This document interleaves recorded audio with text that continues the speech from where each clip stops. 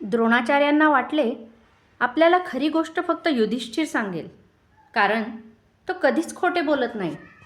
द्रोणाचार्यांनी युधिष्ठिराला काय ते विचारण्याचा निर्णय घेतला. द्रोणाचार्य युधिष्ठिरला विचारतील याचा अंदाज कृष्णाने बांधला होता. म्हणून तो युधिष्ठिराला म्हणाला, धर्मा, तू कधी स्वप्नातसुद्धा खोटे बोलला नाहीस, पण यावेळी मात्र तुला खोटे बोलले पाहिजे. नाही कृष्णा, माझा प्राण गेला तरी मी खोटे कधीच बोलणार नाही. धर्मा, हा तुझ्या एकट्याचा प्रश्न नाही, हा सर्व पांडवांचा प्रश्न आहे. तू खोटे बोलून पुत्र अश्वत्थामा गेला असे सांगितलेस तरच पांडव तरणार आहेत. युद्ध जिंकण्यासाठी हे करावेच लागेल युधिष्ठिरा.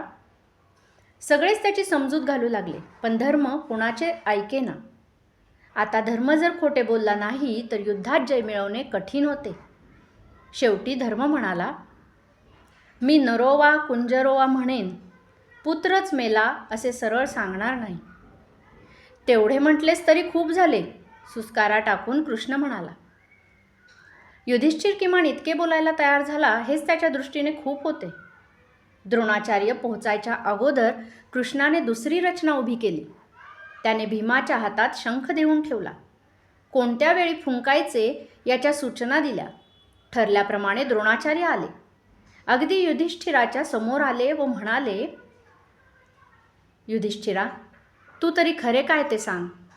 कोण मेला, माझा पुत्र अश्वत्थामा की हत्ती अश्वत्थामा? द्रोणाचार्य हे युधिष्ठिराचेही गुरु. त्यांची ती दयनीय अवस्था त्याच्याने पाहावली नाही. त्याला वाटले खरे काय ते सांगून टाकावे. पण पलीकडे उभा राहून कृष्ण नेत्रपल्लवी करीत होता. इतर पांडव त्याच्याकडे आशेने पाहत उभे होते. सांग युधिष्ठिरा, खरे काय ते सांग. तू कदापि खोटे बोलणार नाहीस असा माझा विश्वास आहे. परत द्रोणाचार्य म्हणाले. आता काहीतरी बोललेच पाहिजे असा विचार करून युधिष्ठिर म्हणाला, पुत्र की हत्ती हे मला माहीत नाही.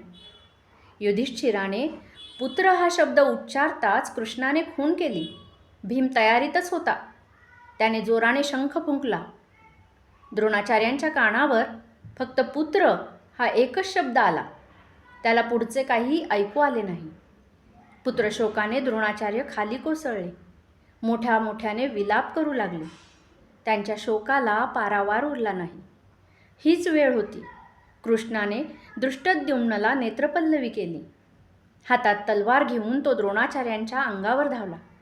सपासप वार करून त्याने द्रोणाचार्यांचे जीवन संपवले.